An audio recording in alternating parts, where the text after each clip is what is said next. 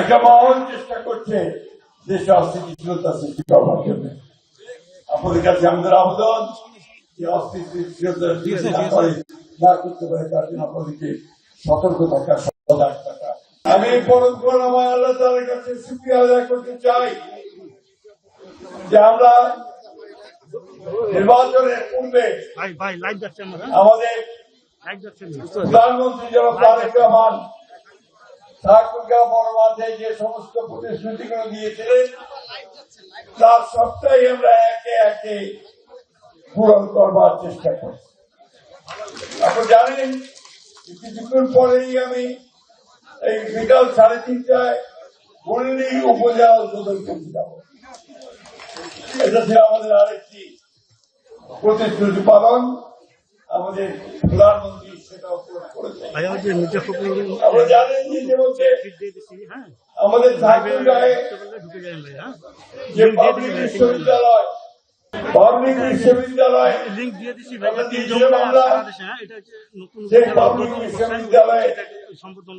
নির্দেশ হয়ে গেছে, ভাইস চ্যান্সেলর নির্দেশ হয়েছে এবং কয়েকদিন আগে আমরা সেখানকার অস্থায়ী কার্যালয় উদ্বোধন করেছি ঠাকুরগাঁও শহরে। আমাদের মেডিকেল কলেজের অনুমোদন হয়ে গেছে এবং এই মেডিকেল কলেজের জায়গায় নির্ধারণ হয়েছে ইনশাআল্লাহ আগামী বছর থেকে ছাত্রছাত্রী ভর্তি হবে। আমাদের বিমানবন্দরে আমরা বিমানমন্ত্রী প্রতিমন্ত্রী তাদেরকে এখানে নিয়ে এসেছিলাম, তারা বিমানবন্দর পরিদর্শন করেছেন। আমরা আশা করছি যে আল্লাহর রহমতে আগামী 2 বছরের মধ্যে আমাদের বিমানবন্দর আমরা চালু করতে সক্ষম হব। প্রিয় বন্ধুগণ, জনাব তারেক রহমানের সরকার কথার সরকার। যে কথাগুলো দিয়েছি আমরা সেই কথাগুলো আমরা পালন করবার চেষ্টা করি, আমরা কাজ করার চেষ্টা করেছি। সবচেয়ে বড় জিনিসটা মনে রাখতে হবে যে কাজ করা সম্ভব হচ্ছে একমাত্র আমাদের প্রধানমন্ত্রী জনাব তারেক রহমান সাহেবের জন্য।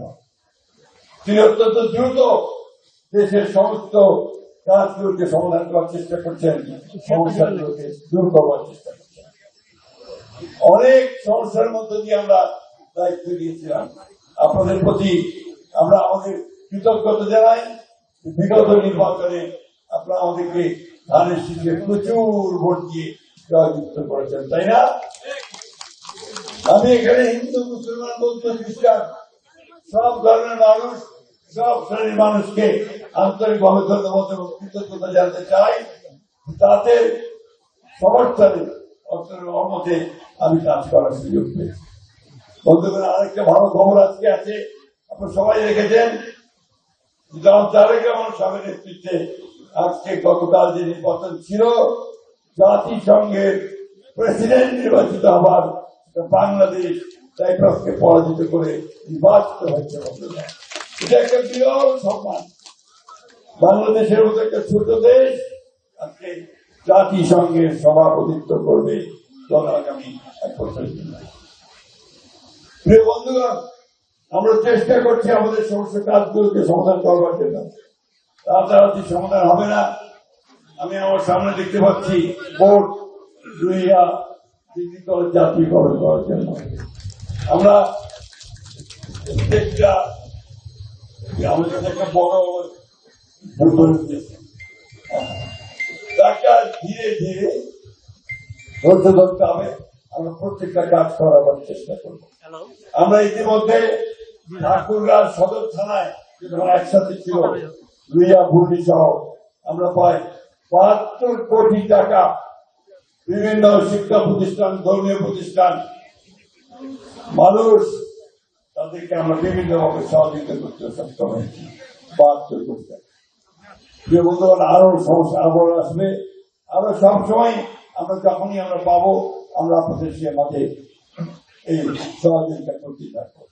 রাস্তাঘাটগুলো আমরা নিয়েছি, এই রাস্তাঘাটগুলো ইনশাআল্লাহ আমাদের যেগুলো হয়নি কাজ সেগুলো পাকা হয়ে যাবে।